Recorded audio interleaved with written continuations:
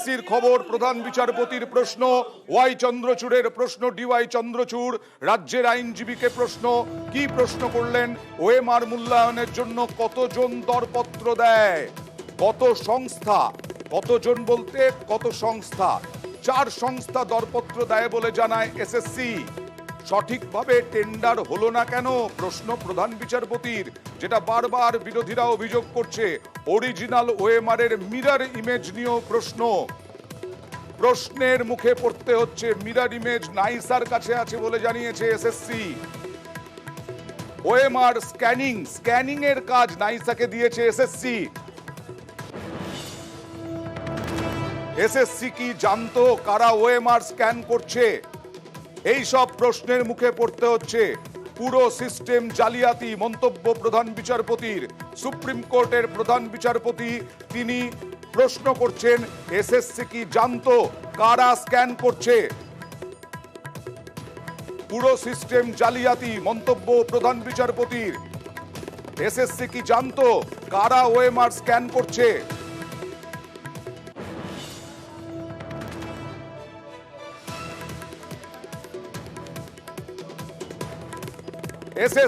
SSC জানালো 19,000 নিয়োগ যোগ্য চাকরি প্রার্থী। বন্ধ করতে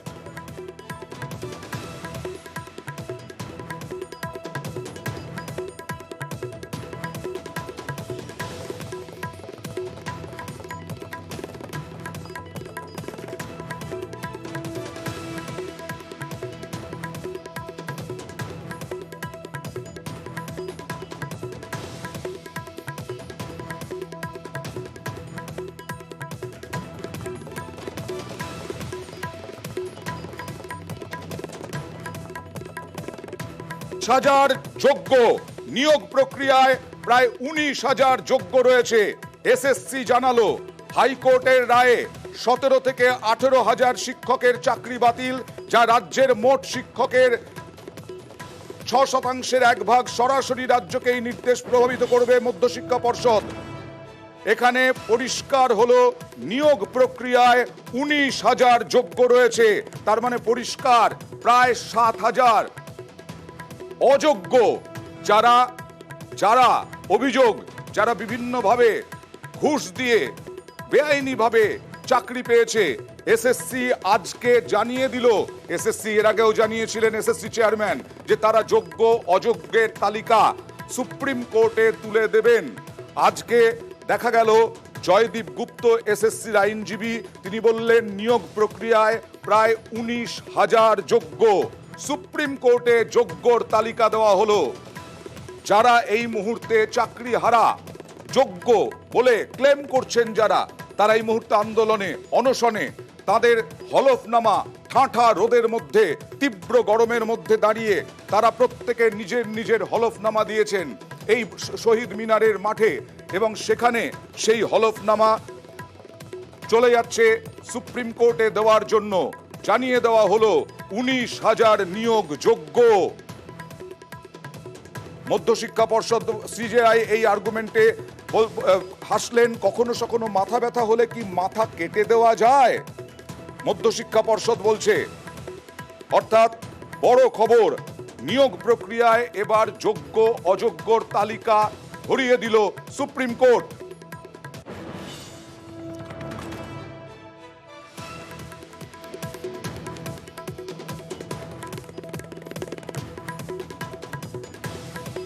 উনিশ 19,000 যোগ্য, এই তালিকা এতদিন দেওয়া যায়নি বৈশ্বনাথদা, এখন সুপ্রিম কোর্টে।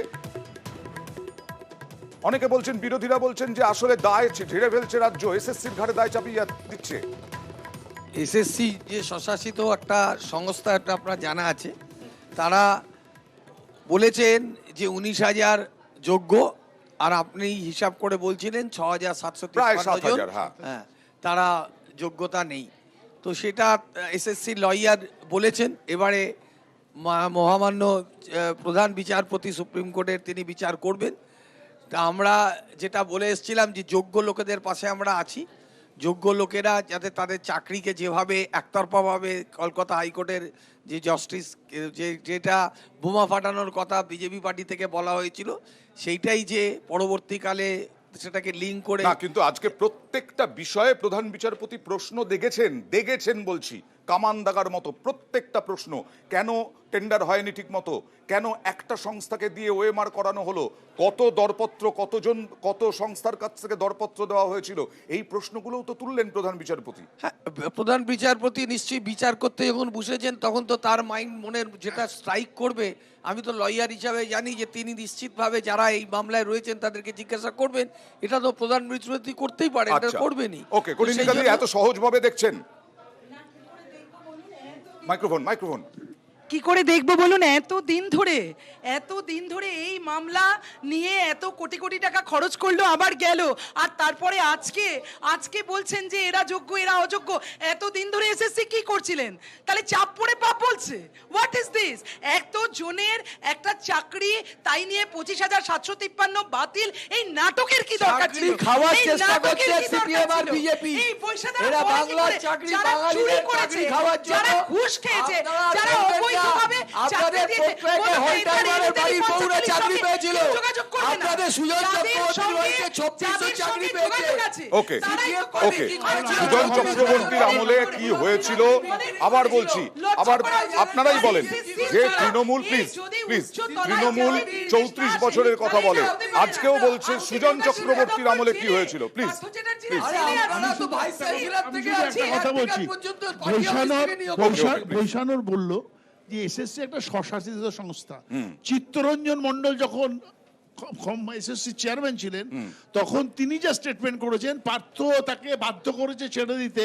পার্থর কথা মানে জালিবাজি করে যে যাদের নাম দিয়েছিল যে এদের ঢোকাতে হবে, তাদের ঢোকাতে চাইনি বলে চিত্তরঞ্জন মণ্ডলকে ফোর্সফুলি রিজাইন করতে হয়েছিল। তার মানে সমস্ত জালিবাজিটা জানতো, এবং কুণাল ঘোষ সেটা বলেছে প্রকাশ্যে গন্ডগোল হওয়ার পর যে 21 থেকে সমস্ত ক্যাবিনেট জানে এই চাকরি চুরি চলছে। তাহলে আজকে বৈশানর ঝেড়ে দিলে তো হবে না। আরো একবার দর্শকদের জন্য জানাচ্ছি, সুপ্রিম কোর্টে যোগ্যর তালিকা দিল এসএসসি। এতদিন ধরে প্রচুর আর্গুমেন্ট হয়েছে, হাইকোর্ট এক রায়ে প্রায় 26,000 চাকরি চলে গেছে হাইকোর্টের রায়ে। আজকে সুপ্রিম কোর্টে যোগ্যদের তালিকা দিল।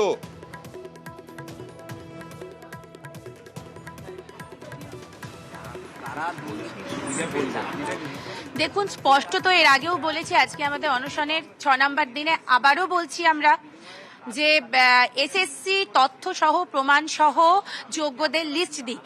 তার কারণ আজকে আপনারা একটা সংখ্যা দিচ্ছেন, ঠিক আছে, কিন্তু আগামী দিনে দেখা যাবে আবার সেই সংখ্যার মধ্যে কারোর কোনো কিছু দেখা যাবে ওএমআর নেই, বা ওএমআরে কোনো সে কিছু করে আসেনি, শূন্য ওএমআর দিয়েছে বা র্যাঙ্ক জাম।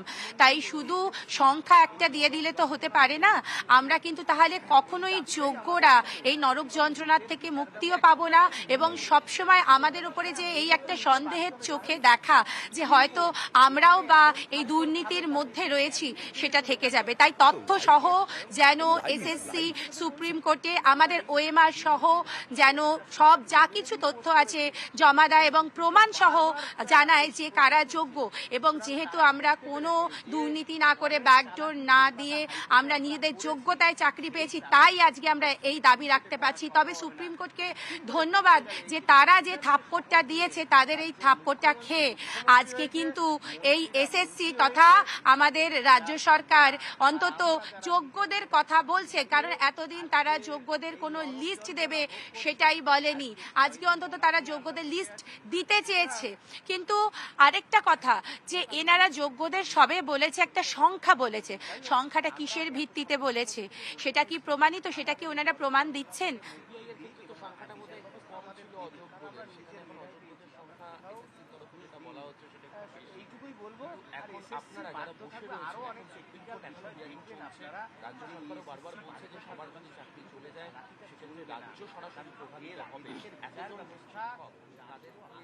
সুপ্রিম কোর্টে যদিও চাকরিহারা যারা যোগ্য চাকরিহারা তারা সন্তুষ্ট নন। কিসের ভিত্তিতে 19,000 নাম যোগ্য তালিকা দেওয়া হলো, এই নিয়ে প্রশ্ন তুলছেন তারা। না হলে আবার পরবর্তী সময়ে এসএসসির ওপরে ভরসা রাখতে পারছেন না তারা। আবার পরবর্তী সময়ে যদি সংখ্যায় বিভ্রাট হয় তখন কি হবে? তখন তো আবার নতুন করে মাথায় বাজ পড়বে এই যোগ্যদের। সেটাই বললেন, সেটাই দাবি করলেন যে সমস্ত কিছু ঠিকঠাক ভাবে যেন দেয় এসএসসি। 19,000 কিসের ভিত্তিতে বলছেন? হাইকোর্টের নির্দেশে চাকরি বাতিল হয়েছিল প্রায় 26,000-এর। এর আগে সিদ্ধার্থ মজুমদার এসএসসি চেয়ারম্যান তিনি বলেছিলেন যে তারা যোগ্য অযোগ্যের তালিকা দেবেন। এসএসসির আইনজীবীর সওয়ালে হলো আজকে নয়া মোড়।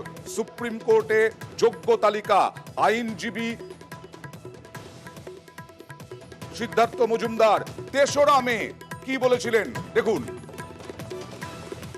আমরা চেষ্টা করব মহামান্য সুপ্রিম কোর্টকে এটা আশ্বস্ত করতে যে এই তালিকা থেকে যোগ্য অযোগ্য বিভাজন করা সম্ভব।